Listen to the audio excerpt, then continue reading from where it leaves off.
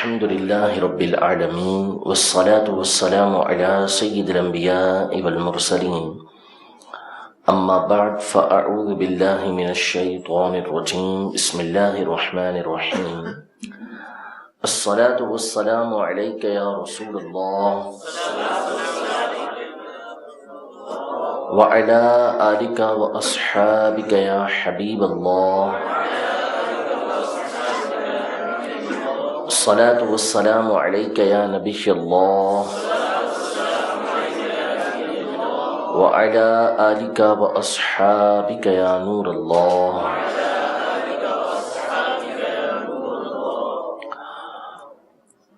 امام قاضی ایاز مالکی رحمۃ اللہ تعالی علیہ کی کتاب الشفاء بتعریف حقوق المصطفیٰ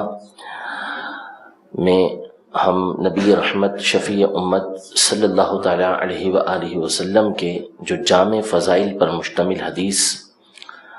حدیث ہند بن ابی حالہ رضی اللہ تعالی عنہ اور حضرت علی رضی اللہ تعالی عنہ کی حدیث کو سن رہے تھے کہ جس میں انہوں نے نبی کریم صلی اللہ تعالی علیہ وآلہ وسلم کے حسن صورت کو بھی بیان کیا ہے اور حسن سیرت کو بھی بیان کیا ہے. تو امام حسن رضی اللہ تعالی عنہ نے حضرت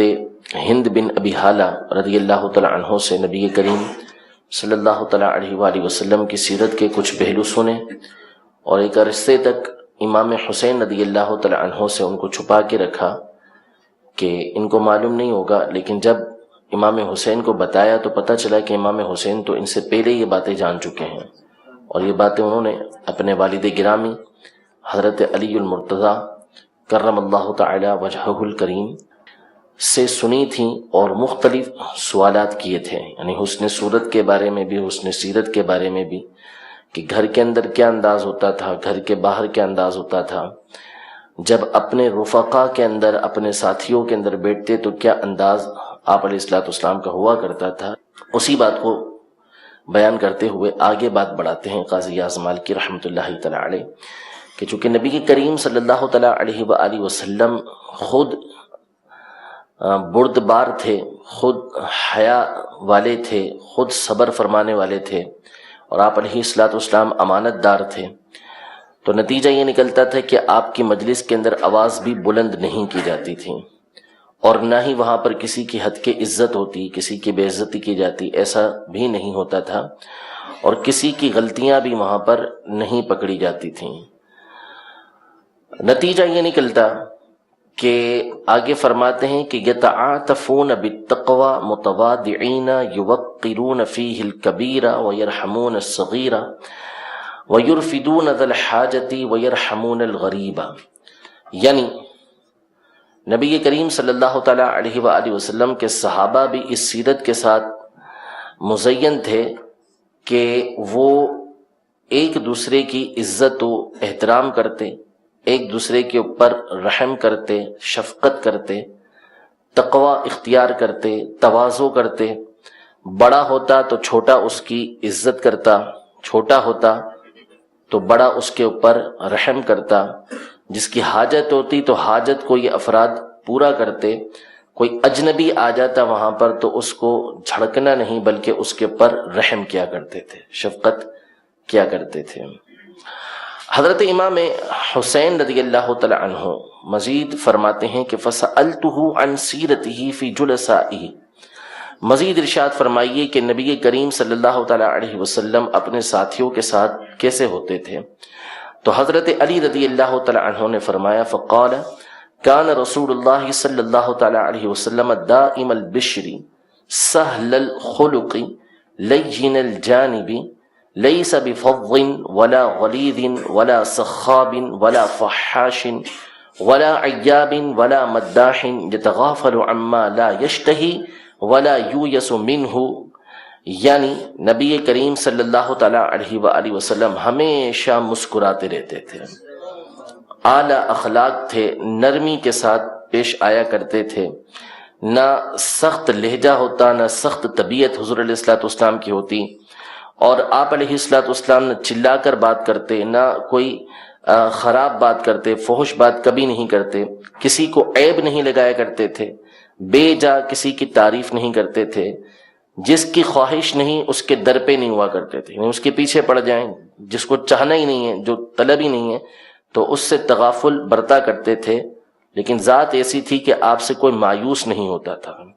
ہر ایک کی امیدیں حضور علیہ الصلوۃ والسلام سے لگی ہوتی تھیں۔ آگے فرماتے ہیں قد ترک نفسہ من ثلاث،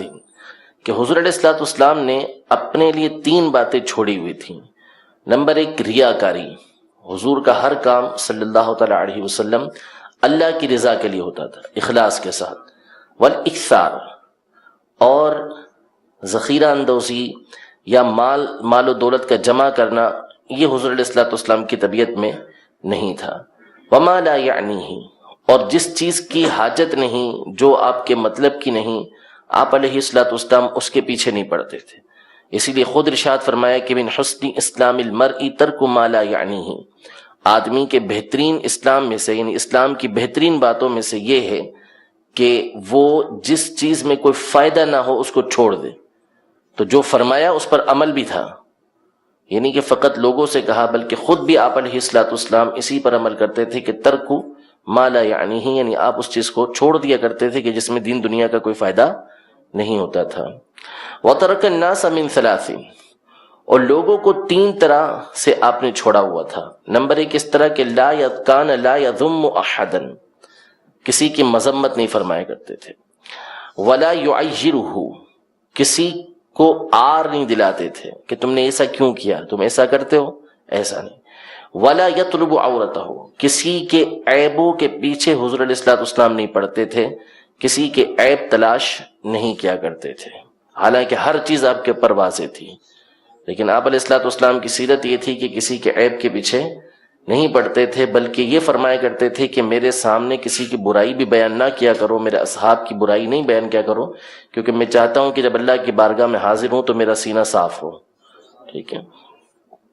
ولا يتکلم الا فيما يرجو ثوابہ،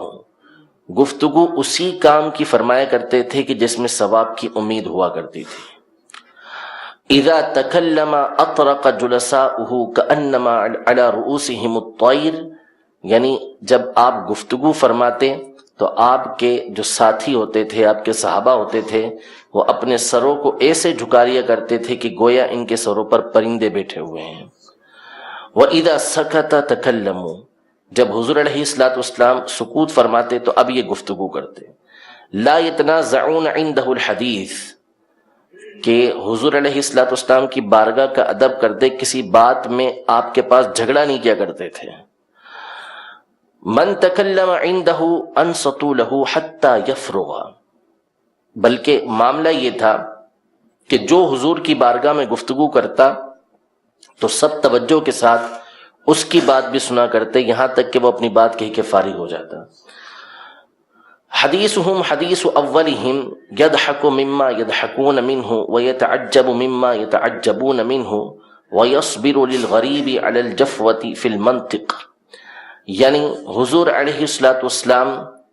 ان کی باتوں کو سنا کرتے تھے، اور جس پر صحابہ کرام علیہم رضوان ہنستے تو نبی کریم صلی اللہ علیہ وسلم بھی ان کی دل جوئی کے لیے اس کے ساتھ مسکرایا کرتے تھے۔ ایسا نہیں کہ سارے جو ہے سب کے چہروں پر مسکراہٹ ہنسی ہے اور سپاٹ چہرہ کوئی کر لے تو پھر عجیب سا محسوس ہوتا ہے۔ نبی کریم صلی اللہ علیہ وسلم کی بارگاہ ایسی نہیں تھی، جس پہ دوسرے مسکرا رہے ہیں تو خود نبی کریم صلی اللہ علیہ وسلم بھی اس پر مسکرایا کرتے تھے۔ جس پر صحابہ تعجب کرتے تو حضور علیہ الصلوۃ والسلام بھی اس پر تعجب فرمایا کرتے تھے۔ اور اگر کوئی اجنبی مسافر آتا اور گفتگو میں سختی اختیار کرتا تو حضور علیہ الصلوۃ والسلام اس پر صبر کیا کرتے تھے، کہ اجنبی ہے، جانتا نہیں، سختی سے گفتگو کر رہا ہے، تو حضور علیہ الصلوۃ والسلام اس پر سختی نہیں کرتے تھے بلکہ اس پر صبر کیا کرتے تھے، اور یوں فرمایا کرتے تھے وَيَقُولُ إِذَا رَأَيْتُمْ صَاحِبَ الْحَاجَةِ يَطْلُبُهَا فَأَرْفِدُوهُ وَيَقُولُ إِذَا رَأَيْتُمْ صَاحِبَ الْحَاجَةِ يَطْلُبُهَا فَأَرْفِدُوهُ، یعنی نبی کریم صلی اللہ تعالی علیہ وآلہ وسلم یہ ارشاد فرماتے تھے کہ جب تم کسی حاجت مند کو دیکھو کہ وہ اپنی حاجت کو طلب کر رہا ہے تو پھر اس کی مدد کرو، اس کی حاجت کو پورا کرو۔ ولا يطلب الثناء الا من مكافئ ولا يقطع على احد حديثه حتى يتجوزه فيقطعه بانتہاء او قیام، ہر وہ شخص کے جو آپ کی تعریف کرتا تو تعریف اسی کی لیتے کہ جس کو آپ بدلہ دیتے. یعنی نبی کریم صلی اللہ تعالیٰ علیہ وآلہ وسلم کسی کا احسان اپنے اوپر نہیں رکھا کرتے تھے. وہ احسان کرتا، کوئی چیز رکھتا تو حضور علیہ الصلوۃ والسلام اس کا بدلہ دے دیا کرتے تھے. اور نبی کریم صلی اللہ تعالیٰ علیہ وسلم کسی کی گفتگو کو کاٹتے نہیں تھے، درمیان میں سے کسی کی بات کو کاٹتے نہیں تھے. ہاں اگر وہ حد سے بڑھ جاتا تو یا تو وہاں سے آپ علیہ الصلوۃ والسلام کھڑے ہو جاتے یا کوئی اچھی گفتگو کر کے اس کی بات کو کاٹ دیتے. کہ اگر وہ غلط بات کر رہا ہے تو پھر آپ علیہ الصلوۃ والسلام اس کو ٹوک دیا کرتے تھے، ورنہ اگر کوئی گفتگو کرتا تو اس کی گفتگو کو ٹوکتے نہیں تھے. ہونا انتہا حدیث سفیان بن وکیع. وزاد الآخر قلت کیف کان سکوتہ صلی اللہ تعالی علیہ وآلہ وسلم. بعض روایتوں کے اندر یہ الفاظ مزید ہیں کہ امام حسین فرماتے ہیں کہ میں نے عرض کی حضرت علی رضی اللہ تعالیٰ عنہ سے کہ حضور علیہ الصلوۃ والسلام کا خاموش رہنا کیسا تھا. تو حضرت علی رضی اللہ تعالیٰ عنہ نے فرمایا قال کان سکوتہ علی 4، 4 باتوں کی وجہ سے آپ خاموش رہا کرتے تھے. علی الحلم، بردباری کی وجہ سے، کسی نے غلط بات کی، کسی نے سخت بات کی، آپ علیہ الصلوۃ والسلام کو تکلیف دی تو بھی آپ علیہ الصلوۃ والسلام بردباری کی وجہ سے سکوت اختیار فرمایا کرتے تھے. والحذر، اور احتیاط کے پیش نظر حضور علیہ الصلوۃ والسلام خاموشی اختیار فرمایا کرتے تھے. والتقدیر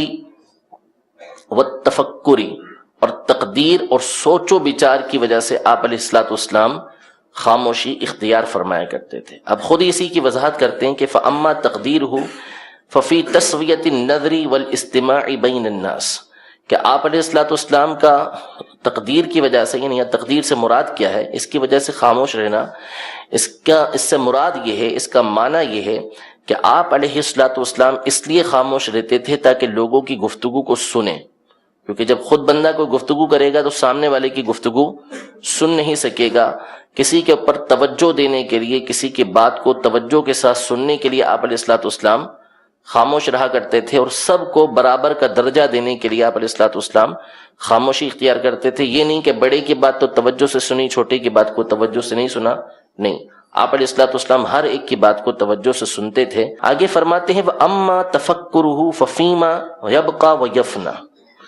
یعنی نبی کریم صلی اللہ تعالیٰ علیہ وسلم کا جو تفکر ہوتا تھا، جس کی وجہ سے آپ خاموش رہتے تھے، حلم کی وجہ سے، احتیاط کے پیش نظر، تقدیر کے پیش نظر. تفکر کیا؟ تو آپ علیہ الصلوۃ والسلام آخرت کے بارے میں سوچتے تھے. فیما یبقا و یفنا، دنیا اور آخرت کے معاملات میں سوچ و بچار کی وجہ سے آپ علیہ الصلوۃ والسلام خاموش رہا کرتے تھے. وَجُمِعَ لَهُ الْحِلْمُ فِي الصَّبْرِ فَكَانَ لَا يُغْضِبُهُ شَيْئًا يَسْتَفِزُّهُ، یعنی نبی کریم صلی اللہ تعالیٰ علیہ وآلہ وسلم کو حلم اور صبر دونوں دیا گیا تھا. کسی بات پر صبر کر لینا اور ساتھ ہی ساتھ بردباری کا مظاہرہ کرنا، یہ دونوں چیزیں نبی کریم صلی اللہ تعالیٰ علیہ وسلم کی ذات گرامی کے اندر موجود تھیں. بعض اوقات بندہ صبر کر لیتا ہے زبردستی، لیکن بردباری کا مظاہرہ نہیں کر سکتا، اس کے اوپر اچھائی کا مظاہرہ نہیں کر سکتا. لیکن نبی کریم صلی اللہ تعالیٰ علیہ وسلم کے اندر دونوں باتیں جمع کر دی گئی تھیں، لہذا کوئی ایسی بات نہیں ہوتی تھی کہ حضور علیہ الصلوۃ والسلام کو ایسا غصہ دلائے کہ جو آپ کے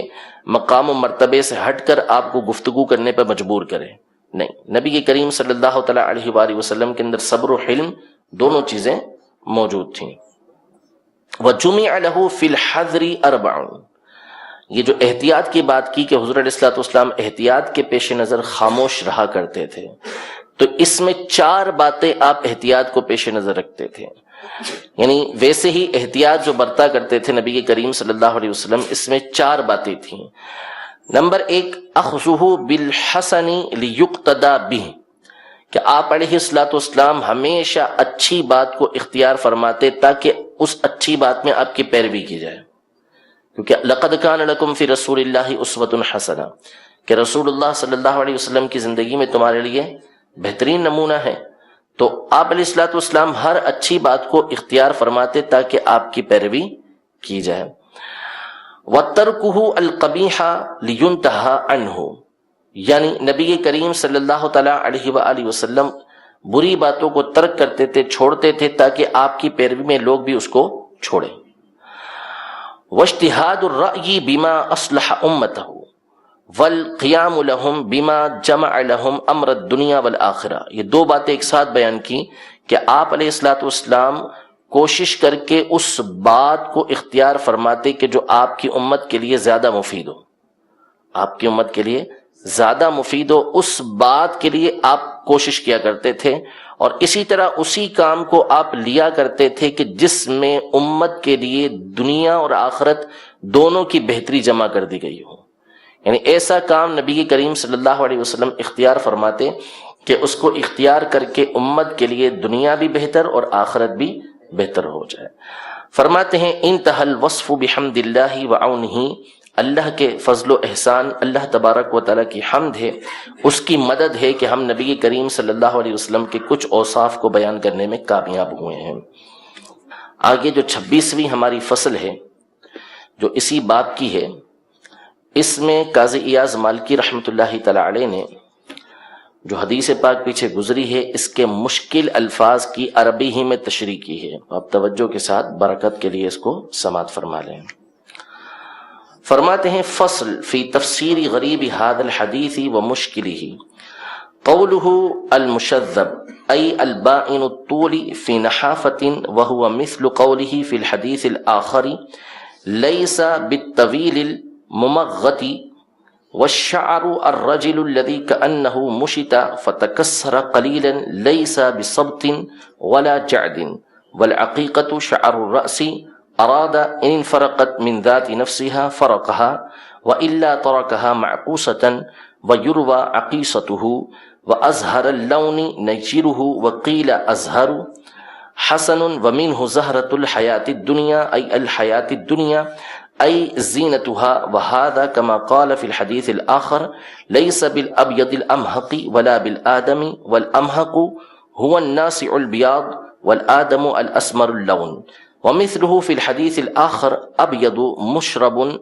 أي فيه حمرة والحاجب الأزج المقوس الطويل الوافر الشعر والأقنى السائل الأنف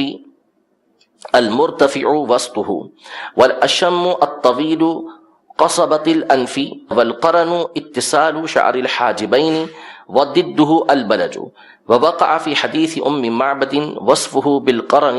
والأدعج الشديد سواد الحدقة وفي الحديث الآخر أشكل العين وأسجر العين وهو الذي في بياضها حمرة والضليع الواسع والشنب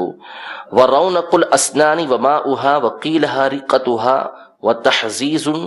فيها كما يوجد في أسنان الشباب والفلج فرق بين الثنايا ودقيق المسربة خيط الشعر الذي بين الصدر والسرة بادن ذو لحم ومتماسك معتدل الخلق يمسك بعضه بعضا مثل قوله في الحديث الآخر لم يكن بالمطهم ولا بالمكلثم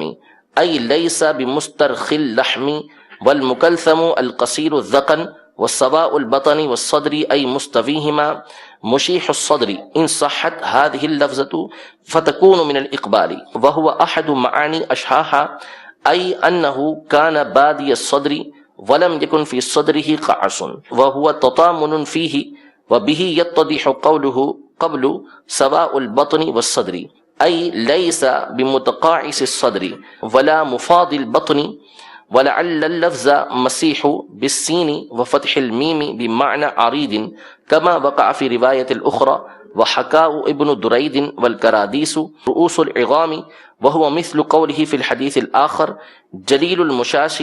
والكتد والمشاش رؤوس المناكب والكتد مجتمع الكتفين وشثن الكفين والقدمين لحيمهما والزندان عظم الذراعين وسائل الأطراف أي طويل الأصابع وذكر ابن الأنباري أنه روي سائل الأطراف أو قال سائل بالنون وقال وهما بمعنى تبدل اللام من النون إن صحت الرواية بها وأما على الرواية الأخرى وسائل الأطراف فإشارة إلى فخامة جوارحه كما وقعت مفصلة في الحديث ورحب الراحة أي واسعها، وقيل كن به عن سعة العطاء والجود، وخمسان الأخمصين أي متجافي أخمص القدم، وهو الموضع الذي لا تناله الأرض من وسط القدم، ومسيح القدمين أي أملسهما، ولهذا قال ينبو عنهما الماء. وفي حديث أبي هريرة خلاف هذا، قال فيه إذا وطئ بقدمه وطئ بكلها ليس له أخمص، وهذا يوافق معنى قوله مسيح القدمين. وبه قالوا سمي المسيح ابن مريم أي لم يكن له أخمص، وقيل مسيح لا لحم عليهما، وهذا أيضا يخالف قوله شثن القدمين، والتقلع رفع الرجل بقوة، والتكفؤ الميل إلى سنن الممشي وقصده، والهون الرفق والوقار، والذريع الواسع الخطو، أي أن مشيته كان يرقع فيه رجليه بسرعة ويمد خطوه خلاف مشية المختار ويقصد سمته، وكل ذلك برفق وتثبت دون عجلة، كما قال كأنما ينحط من صبب. وقوله يفتتح الكلام ويختمه بأشداقه أي لسعة فمه، والعرب تتمادح بهذا وتذم بصغر الفم، وأشاح مال وانقبض، وحب الغمام البرد. وقوله فيرد ذلك بالخاصة على العامة أي جعل من جزء نفسه ما يوصل الخاصة إليه فتوصل عنه للعامة. وقيل يجعل منه للخاصة ثم يبدلها في جزء آخر بالعامة. ويدخلون روادا أي محتاجين إليه وطالبين لما عنده، ولا ينصرفون إلا عن ذواق. قيل عن علم يتعلمونه، ويشبه أن يكون على ظاهره أي في الغالب والأكثر. والعتاد العدة والشيء الحاضر المعد، والموازرة المعاونة. وقوله لا يوطن الأماكن أي لا يتخذ لمصلاه موضعا معلوما، وقد ورد نهيه عن هذا مفسرا في غير هذا الحديث. وصابره أي حبس نفسه على ما يريد صاحبه، ولا توبن فيه الحرم أي لا يذكرن فيه بسوء، ولا تنثى فلتاته أي لا يتحدث بها، أي لم تكن فيه فلتة وإن كانت من أحد سترت. ويرفدون يعينون، والسخاب الكثير الصياح. وقوله ولا يقبل الثناء إلا من مكافئ، قيل مقتصد في ثنائه ومدحه، وقيل إلا من مسلم، وقيل لا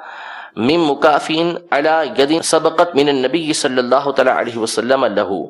ويستفزه يستخفه. وفي حديث آخر في وصفه صلى الله تعالى عليه وسلم منهوس العقب أي قليل لحمها، وأهدب الأشفار أي طويل شعارها. قاضی اعظم مالکی رحمۃ اللہ تعالی علیہ اس کی وضاحت فرماتے ہیں کہ الباب الثالث، تیسرا باب، فيما ورد من صحیح الاخبار ومشہورها بعظیم قدره عند ربه ومنزلته وما خصه به في الدارين من کرامته، یعنی یہ باب ثالث ان صحیح اور مشہور حدیثوں کے بارے میں ہے جس سے نبی کریم صلی اللہ تعالیٰ علیہ وآلہ وسلم کی قدر و منزلت اللہ تبارک و تعالیٰ کی بارگاہ میں کتنی بلند ہے یہ بھی ظاہر ہوتا ہے، اور اللہ تبارک و تعالیٰ نے جو مقامات رفیع نبی کریم صلی اللہ تعالیٰ علیہ وسلم کو خاص طور پر عطا فرمائے ہیں وہ بھی اس باب کے اندر آئیں گے۔ فرماتے ہیں کہ لا خلاف انہ اکرم البشر وسید ولد آدم وافضل الناس منزلۃ عند اللہ واعلاہم درجۃ واقربہم زلفا، یعنی اس میں کوئی اختلاف نہیں ہے۔ ایک خلاف ہوتا ہے، ایک اختلاف ہوتا ہے۔ اختلاف دلیل کے ساتھ ہوتا ہے، خلاف بلا دلیل ہوتا ہے۔ عمومی طور پر اختلاف دلیل کے ساتھ ہوتا ہے، خلاف بلا دلیل ہوتا ہے۔ یہ ایک فرق کی تفسیر ہے، باقی اس میں اختلاف اور خلاف میں علماء نے اور فرق بھی کیے ہیں۔ فرماتے ہیں اختلاف نہیں، لا خلاف، کوئی اختلاف کوئی خلاف اس کے اندر ہے ہی نہیں، سب متفق ہیں اس بات پر، یعنی اہل عقل اہل دانش اس بات پر متفق ہیں کہ انہ اکرم البشر، حضور علیہ الصلوۃ والسلام بشر کے اندر بلکہ کل مخلوق کے اندر اللہ کے نزدیک سب سے زیادہ عزت والے ہیں، اولاد آدم کے سردار ہیں، اور اللہ تبارک و تعالیٰ کے نزدیک لوگوں میں سب سے افضل ہیں اور سب سے اعلیٰ درجے والے ہیں اور اللہ کی بارگاہ میں سب سے زیادہ قرب رکھنے والے ہیں۔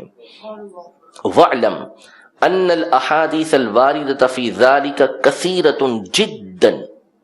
یہ بات جان لو کہ اس باب کے اندر کہ نبی کریم صلی اللہ تعالیٰ علیہ وسلم کی جو فضیلتیں ہیں اس میں بکثرت حدیثیں وارد ہیں۔ وَقَدْ اقْتَصَرْنَ مِنْهَا عَلَى صَحِيحِهَا وَمُنْتَشِرِهَا، یعنی ہم یہاں پہ جو ذکر کریں گے وہ صرف کچھ صحیح حدیثیں اور مشہور حدیثیں ذکر کریں گے۔ وَحَصَرْنَا مَعَانِيَ مَا وَرَدَ مِنْهَا فِي 12 فَصْلًا، اور جتنی بھی ہم حدیثیں ذکر کر رہے ہیں ان کو 12 فصلوں کے اندر ذکر کریں گے، 12 فصلوں میں یا 12 سبق کے اندر ذکر کریں گے۔ لیکن بڑی پیاری بات ارشاد فرمائی، اس جو شفا شریف کا ترجمہ کیا ہے، ویسے تو کئی علماء نے ترجمہ کیا ہے، ایک ترجمہ عبدالحکیم شاہجہاں پوری رحمۃ اللہ تعالی علیہ نے کیا ہے۔ وہ فرماتے ہیں کہ بات کی 12 فصلوں کی، بات کی 12 فصلوں کی، لیکن مصنف نے 15 فصلیں لکھ ڈالی۔ کہا کہ یہ تو ایک مختصر، یعنی یہ تو بہت معمولی سی بات ہے کہ 15 فصلیں لکھ ڈالی۔ ایسے امام اجل اور عاشق رسول کے لیے 12 فصلیں کہ 1200 فصلیں لکھنا بھی کوئی مشکل کام نہیں تھا، کیونکہ وہ جس کی مدح کر رہے ہیں، جس کی ثنا کر رہے ہیں، ان کی مدح جو ہے وہ 1200 فصلوں میں بھی پوری نہیں ہو سکتی۔ تو بات تو کی ہے 12 فصلوں کی، لیکن انہوں نے یہاں پر لکھ ڈالی 15 فصلیں۔ یہ ارشاد فرمایا کہ وہ احادیث کے جس میں نبی کریم صلی اللہ تعالیٰ علیہ وسلم کی یہ باتیں بیان ہوئی ہیں کہ اللہ کی بارگاہ میں سب سے بڑا مقام و مرتبہ آپ کا ہے، ہاں، اور خصائص بھی نبی کریم صلی اللہ تعالیٰ علیہ وسلم کے سب سے زیادہ ہیں۔ خصائص سے مراد وہ باتیں کہ جو آپ کو حاصل ہوئیں، کسی دوسرے کو نہیں ملی، کسی دوسرے کو نہیں ملی۔ تو امام جلال الدین سیوطی شافعی رحمۃ اللہ تعالیٰ علیہ جلیل القدر عالم ہیں، اور لکھنے والوں میں آپ کا شمار صفحے اول کے اندر ہوتا ہے کہ آپ نے کسی فن کو نہیں چھوڑا کہ جس میں آپ نے نہ لکھا ہو۔ یعنی اگر کوئی بہت زیادہ کتابیں لکھنے والا ہو تو اس کو کہا جاتا ہے کہ یہ سیوطی العصر ہے،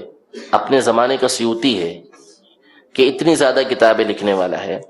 علامہ سیوطی رحمۃ اللہ تعالی علیہ نے نبی کریم صلی اللہ تعالی علیہ وسلم کے حالات پر، سیرت پر کئی کتابیں لکھی ہیں۔ ان میں سے کتاب آپ نے لکھی الخصائص الکبریٰ کے نام سے، جو آپ کی بڑی مشہور و معروف کتاب ہے۔ آپ نے اپنی ایک اور کتاب الفارق بین المصنف والسارق، اس میں آپ نے یہ تحریر فرمایا کہ میں نے اس کتاب کو 20 سال میں لکھا ہے، 2 جلدوں میں کتاب ہے اتنی۔ علامہ سیوطی کے لیے کوئی مسئلہ نہیں، جلالین شریف جو ان کی اتنی بڑی کتاب ہے، یہ منقول ہے کہ آپ نے 40 دن کے اندر لکھ ڈالی تھی، اتنی بڑی کتاب۔ لیکن نبی کریم صلی اللہ تعالیٰ علیہ وسلم کے خصائص کے اوپر حضور علیہ الصلوۃ والسلام کی خصوصیتوں پر فرماتے ہیں کہ اس کتاب کو میں نے 20 سال کے اندر مختلف کتابوں سے حضور علیہ الصلوۃ والسلام کے خصائص کو تلاش کر کر کے لکھا ہے، 20 سال لگ گئے اس کو لکھنے میں۔ تو ظاہر ہے کہ 20 سال کی اگر 200 سال بھی لکھتے رہتے تو پورا نہ ہو پاتا، ملتا ہی رہتا، جو انہیں ڈھونڈتے رہتے تو نکات آتے رہتے سامنے ان کے۔ تو بہرحال بہت اچھی کتاب آپ نے یہ لکھی ہے الخصائص الکبریٰ کے نام سے، اردو ترجمہ بھی اس کا ملتا ہے۔ فرماتے ہیں قاضی ایاز مالکی رحمۃ اللہ تعالی علیہ، الفصل الاول فيما ورد من ذکر مکانته عند ربه عز وجل والاستفاع ورفعة الذکر والتفضیل وسیادة ولد آدم وما خصه به في الدنيا من مزایا الرتب وبرکة اسمه الطیب۔ یعنی پہلی فصل، پہلا سبق جو ہم ذکر کریں گے، یہ نبی کریم صلی اللہ تعالیٰ علیہ وسلم کا اللہ کی بارگاہ میں مقام، حضور علیہ الصلوۃ والسلام کا یہ بیان کہ حضور علیہ الصلوۃ والسلام کو اللہ نے چن لیا، حضور علیہ الصلوۃ والسلام کے ذکر کو اللہ نے بلندی عطا فرمائی، حضور علیہ الصلوۃ والسلام کو اللہ نے فضیلت عطا فرمائی، حضور علیہ الصلوۃ والسلام کو اللہ نے تمام اولاد آدم کا سردار بنایا، اور جو بڑے بڑے رتبے اللہ نے دنیا میں نبی کریم صلی اللہ علیہ وسلم کے لیے خاص فرمائے، اس کو بیان کریں گے، اور نبی کریم صلی اللہ تعالیٰ علیہ وسلم کے پاکیزہ نام کی برکتیں ہم اس سبق کے اندر بیان کریں گے۔ سب سے پہلی حدیث ذکر کرتے ہیں۔ اخبرنا الشیخ ابو محمد عبداللہ بن احمد العدل إذنا بلفظه قال حدثتنا أم القاسم بنت أبي بكر بن يعقوب عن أبيها قال حدثنا حاتم وهو ابن عقيل عن يحيى وهو ابن إسماعيل عن يحيى الحماني قال حدثنا قيس عن الأعمش عن أباية بن ربعي عن ابن عباس رضي الله تعالى عنهما قال قال رسول الله صلى الله تعالى عليه وسلم إن الله تعالى قسم الخلق قسمين فجعلنا من خيرهم قسما فذلك قوله تعالى أصحاب اليمين وأصحاب الشمال فأنا من أصحاب اليمين وأنا خير أصحاب اليمين ثم جعل القسمين أثلاثا فجعلني في خيرها ثلثا وذلك قوله تعالى فأصحاب الميمنة وأصحاب المشأمة والسابقون السابقون فأنا من السابقين وأنا خير السابقين ثم جعل الأثلاث قبائل فجعلني من خيرها قبيلة وذلك قوله تعالى وجعلناكم شعوبا وقبائل لتعارفوا إن أكرمكم عند الله أتقاكم الآية فأنا أتقى ولد آدم وأكرمهم على الله ولا فخرا ثم جعل القبائل بيوتا فجعلني من خيرها بيتا قوله تعالى انما يريد الله ليذهب عنكم الرجس اہل البیت. ابن عباس رضی اللہ تعالی عنہما روایت کرتے ہیں کہ رسول کریم صلی اللہ تعالی علیہ وسلم نے ارشاد فرمایا کہ اللہ نے مخلوق کو دو قسموں میں تقسیم کیا، دو قسموں میں تقسیم کیا، اور مجھے ان دونوں میں جو سب سے بہترین قسم تھی اس کے اندر رکھا. اور پھر اس کی طرف اشارہ کرتے ہیں کہ جیسے قرآن پاک میں اللہ تبارک و تعالی نے دو طرح کے افراد کا سورۃ الواقعہ میں ذکر فرمایا کہ اصحاب یمین اور اصحاب شمال، اصحاب یمین اور اصحاب شمال. اصحاب شمال یعنی الٹے ہاتھ والے، دائیں جانب والے، اور اصحاب یمین سیدھی جانب والے. تو سیدھی جانب والوں کی تعریف کی گئی ہے، ان کے فضائل بیان کیے گئے ہیں، اور الٹی جانب والوں کی مذمت کی گئی ہے، یعنی جنتی دوزخیوں کے بارے میں اس میں بتایا گیا ہے. تو فرمایا کہ میں اصحاب یمین میں سے ہوں، میں اصحاب یمین میں سے ہوں، فقط اصحاب یمین میں سے نہیں بلکہ اصحاب یمین میں سب سے بہتر ہوں. آگے خود فرما رہے کہ ولا فخر، یہ میں بات فخر کے طور پہ نہیں کہہ رہا، تحدیث نعمت کے لیے کہہ رہا ہوں. پھر فرماتے ہیں کہ ان دو قسموں کو جو کیا تھا ان میں سے تین قسمیں بنائیں، ان میں سے تین قسمیں بنائیں اور مجھے ان میں سے بہتر کے اندر رکھا. تین قسمیں کون سی بنائیں؟ اصحاب المشأمہ الٹی جانب والے، ٹھیک ہے، اور جو اصحاب یمین تھے، اصحاب ان کی دو قسمیں کی، ایک اصحاب المیمنہ اور دوسری سابقون.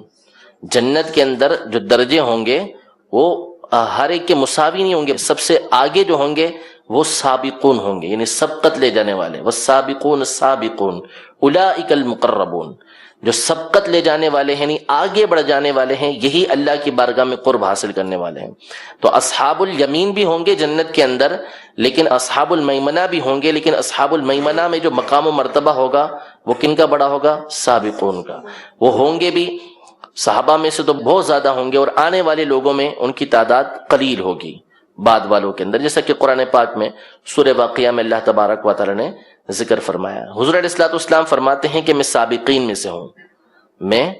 سابقین میں سے ہوں، یعنی جو آگے بڑھ جانے والے ہیں ان میں سے ہوں. فقط یہ نہیں، انا خیر السابقین، جو سبقت لے جانے والے ہیں اللہ کی بارگاہ میں، ان میں بھی سب سے بڑا مقام میرے آقا علیہ الصلوۃ والسلام کا ہے. پھر فرماتے ہیں کہ ان کو اللہ تبارک و تعالی نے تین تقسیمیں کی، ان کی قبیلے بنائے ان کے، تو مجھے اللہ تبارک و تعالی نے سب سے بہتر قبیلے کے اندر رکھا، سب سے بہتر قبیلے میں رکھا. جیسا کہ خود اللہ تبارک و تعالی قرآن پاک میں فرماتا ہے کہ وَجَعَلْنَاكُمْ شُعُوبًا وَقَبَائِلَ لِتَعَارَفُوا، ہم نے تمہیں جو بنایا ہے مختلف قبیلے بنایا ہے، مختلف خاندان بنایا ہے، تو یہ اس لیے کہ تاکہ تم ایک دوسرے کو جان لو. إِنَّ أَكْرَمَكُمْ عِنْدَ اللَّهِ أَتْقَاكُمْ، بے شک تم میں سب سے زیادہ اللہ کے نزدیک عزت والا وہ ہے جو اللہ سے سب سے زیادہ تم میں ڈرنے والا ہے. تو حضور علیہ الصلوۃ والسلام فرماتے ہیں کہ میں اولاد آدم میں سب سے زیادہ اللہ سے ڈرنے والا ہوں. بخاری شریف کے اندر جب صحابہ کرام علیہم رضوان نے کثرت عبادت کی وجہ سے عرض کی کہ یا رسول اللہ آپ اتنی عبادت کرتے ہیں، پاؤں شریف کے اندر ورم آ گیا ہے، تو اللہ نے تو آپ کے اگلے پچھلوں کو بخش دیا ہے۔ تو حضور علیہ الصلوۃ والسلام جلال میں تشریف لے آئے اور یہ فرمایا انا اعلمکم واتقاکم باللہ انا، کہ اللہ تبارک و تعالیٰ کا سب سے زیادہ علم رکھنے والا اور اللہ تبارک و تعالیٰ سے سب سے زیادہ ڈرنے والا میں ہوں۔ تو میں سب سے زیادہ اللہ تبارک و تعالیٰ سے ڈرتا ہوں اور اللہ تبارک و تعالیٰ کی سب سے زیادہ عبادت کرنے والے ہوں۔ تو سب سے زیادہ تقوی والے آقا علیہ الصلوۃ والسلام ہیں، اور اللہ تبارک و تعالیٰ نے خود فیصلہ فرما دیا کہ جو سب سے زیادہ تقوی والا ہے وہی اللہ تبارک و تعالیٰ کے نزدیک سب سے زیادہ عزت والا ہے۔ وَأَكْرَمُهُمْ عَلَى اللَّهِ وَلَا فَخْرَ، میں اللہ کے نزدیک سب سے زیادہ عزت والا ہوں اور اس پر کوئی فخر نہیں ہے۔ یہ ساری باتیں تحدیث نعمت کے لیے، اللہ کی نعمت کو بیان کرنے کے لیے، اس کے شکرانے کے لیے میں بیان کر رہا ہوں۔ پھر فرماتے ہیں ثم جعل القبائل بیوتا فجعلنی من خیرها بیتا، اللہ تبارک و تعالیٰ نے مختلف قبیلوں کو گھروں میں تقسیم کیا اور مجھے سب سے بہترین گھر کے اندر رکھا، سب سے اعلیٰ گھرانہ ہمارا گھرانہ ہے۔ فرمایا اللہ تبارک و تعالیٰ نے کہ انما یرید اللہ لیذہب عنکم الرجس اہل البیت، اے اہل بیت، اللہ تبارک و تعالیٰ تو یہی چاہتا ہے کہ تم سے خرابی کو، گندگی کو دور فرما دے، تمہارے اندر کوئی خامی نہیں ہونی چاہیے، تمہارے اندر کوئی خرابی نہیں ہونی چاہیے۔ آگے قاضی اعظم مالکی رحمۃ اللہ تعالی فرماتے ہیں وعن ابی سلمۃ عن ابی ہریرہ رضی اللہ تعالی عنہما قال قالوا یا رسول اللہ صلی اللہ تعالی علیہ وسلم متى وجبت لک النبوہ، یعنی صحابہ کرام علیہم رضوان نے عرض کی کہ یا رسول اللہ آپ کے لیے نبوت کب سے ہے، کب سے آپ کے لیے نبوت ثابت ہے؟ فرمایا قال وآدم بین الروح والجسد، کہ اس وقت سے کہ جب آدم علیہ السلام ابھی روح اور جسم کے درمیان تھے، اس سے بھی پہلے نبی کریم صلی اللہ تعالی علیہ وسلم کے ابھی آدم علیہ السلام کی خلقت نہیں ہوئی، آپ نبی تھے۔ یہ فقط علم کی بات نہیں، حقیقتاً نبی تھے، یعنی اللہ کے علم میں تو سارے انبیاء کرام علیہ السلام نبی تھے اس وقت بھی، لیکن نبی کریم صلی اللہ تعالی علیہ وسلم بالفعل اللہ تبارک و تعالیٰ کی بارگاہ میں نبی تھے، ٹھیک ہے، اس وقت بھی آپ کے لیے، حضور علیہ الصلوۃ والسلام کے لیے نبوت ثابت تھی۔ آگے فرماتے ہیں وعن واصلۃ بن الاسقع قال قال رسول اللہ صلی اللہ تعالی علیہ وآلہ وسلم ان اللہ اصطفى من ولد ابراہیم اسماعیل واصطفى من ولد اسماعیل بنی کنانۃ واصطفى من قریش واصطفانی من بنی ہاشم، یعنی بے شک یعنی واصلہ بن الاسقع رضی اللہ تعالی عنہ فرماتے ہیں کہ رسول اللہ صلی اللہ تعالی علیہ وآلہ وسلم نے ارشاد فرمایا کہ بے شک اللہ نے ابراہیم علیہ السلام کی اولاد میں سے حضرت اسماعیل کو چن لیا،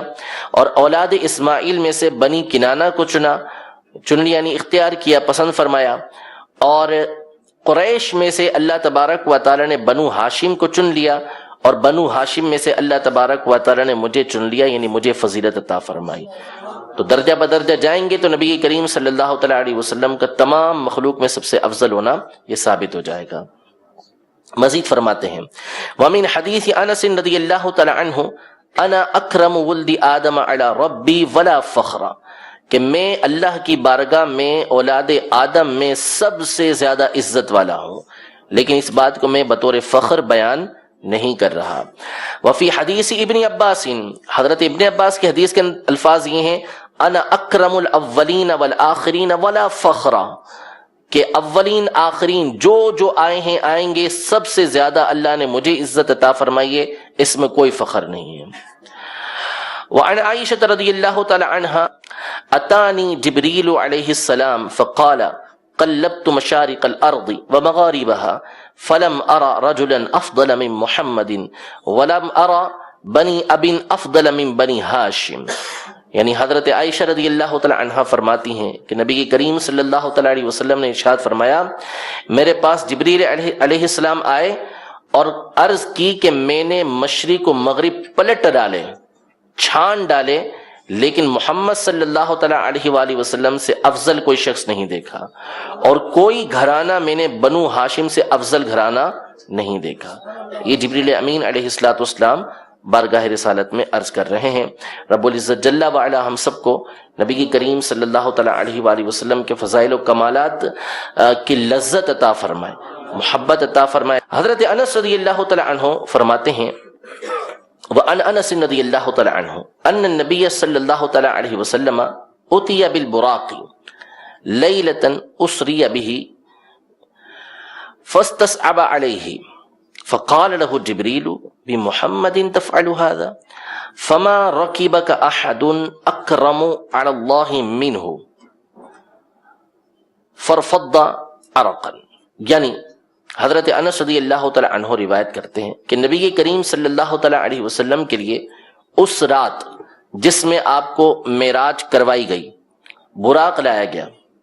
تو براق خوشی سے مچلا اچھلا، نتیجہ یہ نکلا کہ اس پر حضور علیہ السلام کا سوار ہونا مشکل ہو گیا۔ تو جبریل علیہ السلام نے اس براق سے کہا کہ تو محمد صلی اللہ علیہ وسلم کے ساتھ اس طرح کر رہا ہے کہ یہ یہاں پر موجود ہے تو مچل رہا ہے، اتنا اونچا ہو گیا کہ ان کے لیے مشکل ہو گیا سوار ہونا۔ تو پھر حضرت جبریل امین علیہ السلام کے الفاظ یہ ہیں کہ تجھ پر ان سے زیادہ عزت والا کوئی سوار ہی نہیں ہوا، یعنی اللہ کی بارگاہ میں جتنی ان کی عزت ہے، جتنے یہ مکرم ہے، ایسا کوئی نہیں ہے۔